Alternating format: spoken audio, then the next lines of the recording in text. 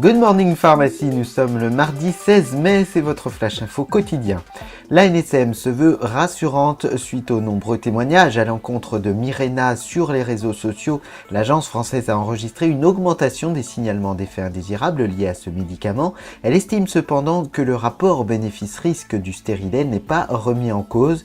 Tandis que de nombreuses femmes dénoncent le manque d'informations sur ce produit, l'ANSM rappelle aux professionnels de santé leur obligation d'informer les patientes sur les risques et les événements indésirables liés à Mirena, notamment les troubles psychiatriques comme la dépression ou la nervosité. Au niveau européen, une évaluation est en cours. Les conclusions sont attendues pour le mois de juin.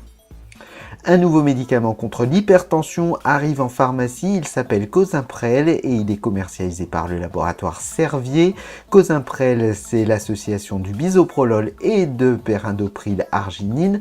Le médicament est disponible en 4 dosages. En plus de l'hypertension, Cosimprel peut être utilisé dans le traitement de la maladie coronaire stable et pour 2 des dosages dans le traitement de l'insuffisance cardiaque chronique. Cosimprel existe en conditionnement mensuel ou trimestriel, le médicament est remboursable à 65%, sauf dans l'insuffisance cardiaque.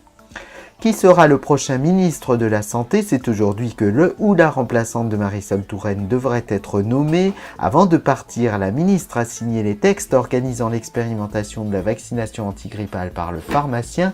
L'Ordre des pharmaciens se réjouit de la publication de ces textes et annonce le début de l'expérimentation dès l'automne prochain.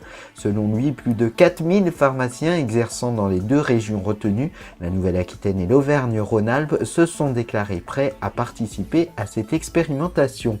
En pratique, les pharmaciens pourront vacciner les patients adultes, sauf les femmes enceintes et les personnes qui bénéficient pour la première fois de cette vaccination. Pour participer à l'expérimentation, les demandes sont à adresser aux ARS. Une formation préalable est requise ainsi qu'un local dédié avec un point d'eau. Pour la réalisation de cet acte, le pharmacien sera rémunéré 4,50 € ou 6,30 € selon que le patient bénéficie d'un bon de prise en charge. Une indemnité forfaitaire de 100 € est également prévue si au moins 5 vaccinations sont réalisées. C'est la fin de cette édition, je vous retrouve demain matin pour un nouveau rendez-vous de l'info en pharmacie. Très bonne journée ensoleillée.